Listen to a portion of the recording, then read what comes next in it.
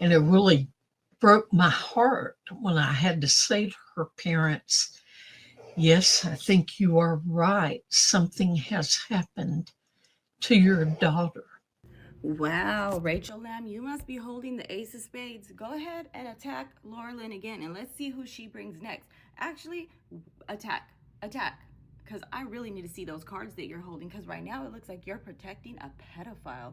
It looks like you and your mother are protecting a pedophile. Because if you've had all this information, which you have, because neither Denise Boggs nor Debbie Leonhardt told you that your husband was exonerated, you made that up. And why would you have to make that up?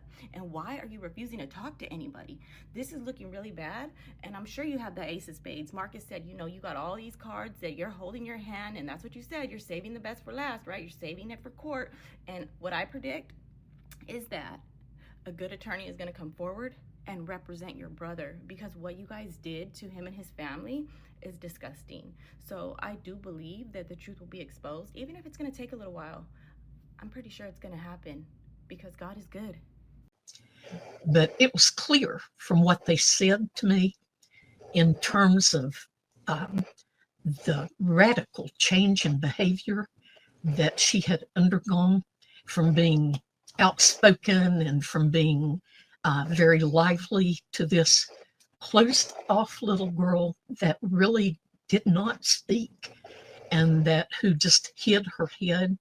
And much of the time that I tried to enter into a conversation with her, she was just huddled up and closed off. And I was terribly concerned about her. And I think that that's why Jonathan and Susie were so relieved to see you, to actually have a professional validate the concerns that they had that had gone unheard and unlistened to. Debbie, one of the things that took place was that as soon as there had been this kind of disclosure from the child initially before they came to see you, there had been a disclosure that was very, very alarming to Susie. And so she wanted to go to the police.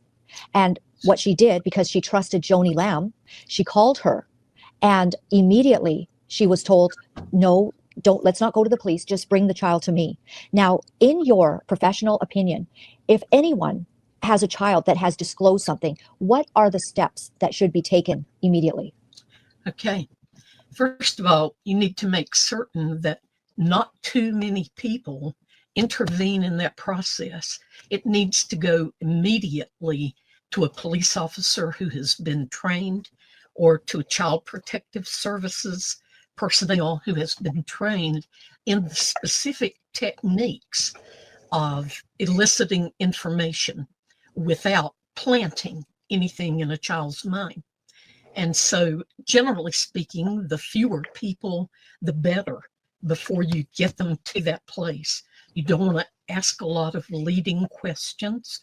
You want to just assure the child, tell them that they are going to be safe, and immediately present them to people who can carry out the investigation. And other people that may be well-meaning or not, but certainly you don't want to allow any contamination of the story, and you don't really want to allow other people to speak into that situation. And in this case, some of that took place, different voices, and also just a general desire of the Lamb family not to go to the police. And I think that's maybe the most difficult part, is that because of all of the cover-up, because of the protection of the ministry, and this had been sort of a pattern in many different circumstances, including the essay of Susie, actually, by another person right there on the Daystar grounds, from what I understand. I'm actually not certain where it happened, but because of this this cover-up sort of mentality, things did not get handled well. From the time that I first saw her, she was just simply closed down, as much as any child that I've ever worked with. And it really broke my heart when I had to say to her parents, yes, I think you are right. Something has happened to your daughter.